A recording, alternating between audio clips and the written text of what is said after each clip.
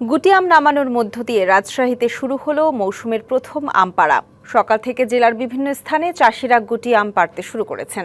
রাজশাহীতে এবার আম বাগান রয়েছে 19,062 হেক্টর জমিতে। উৎপাদন লক্ষ্যমাত্রা 2,43,993 মেট্রিক টন।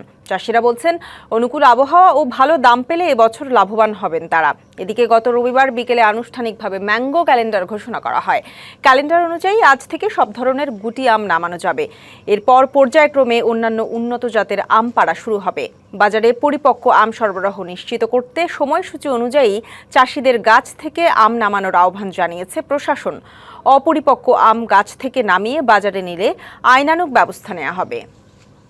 গুটি আম নামানোর মধ্য দিয়ে রাজশাহীতে শুরু হলো মৌসুমের প্রথম আম পাড়া। এ বিষয়ে আরও জানাতে রাজশাহী থেকে যুক্ত হচ্ছেন সহকর্মী সৌরভ হাবিব।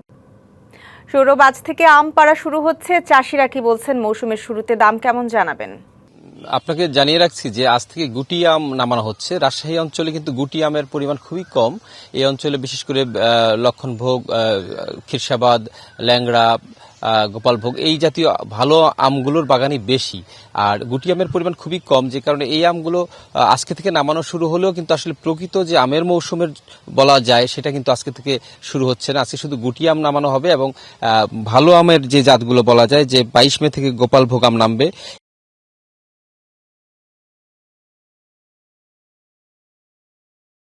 এরপর 25 মে থেকে রানী পছন্দ লক্ষণভোগ নামবে, 30 মে থেকে হিমসাগর এবং খিরসাবাদ আম নামবে। এছাড়া 10 জুন থেকে ল্যাংড়া ও ব্যানানা ম্যাঙ্গো, 15 জুন থেকে আম্রপালি ও ফজলি আম নামবে এবং আগামী 5 জুলাই থেকে বাড়ি আম 4 এবং 10 জুলাই থেকে আশিনা এবং 15 জুলাই থেকে গৌরমতি আম নামানো হবে। অর্থাৎ এই আমগুলো কিন্তু প্রকৃত যে রাজশাহীর আমের স্বাদ নিতে হলে কিন্তু এই ভালো আমগুলোর যে অপেক্ষা করতে হবে।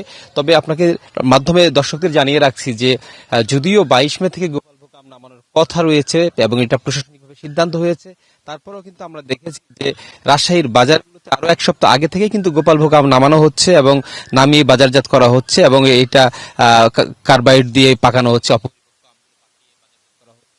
তবে সেই বিষয়ে কিন্তু আমরা প্রশাসনের পক্ষ থেকে যে কোনো কঠোর ব্যবস্থা নিতে বা পদক্ষেপ নিতে বা বাজার মনিটরিং করতে দেখিনি, যে কারণে এই আমগুলো কিন্তু বাজারে পাওয়া যাচ্ছে ইতিমধ্যে, যদিও এই আমগুলো নামানোর এখনো সময়সীমা আসেনি।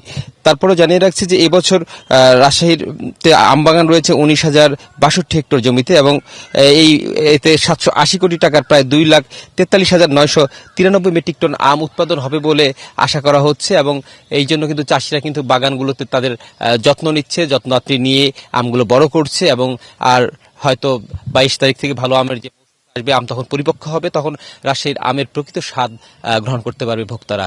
এই ছিল এখন শেষ। সৌরভ, ধন্যবাদ।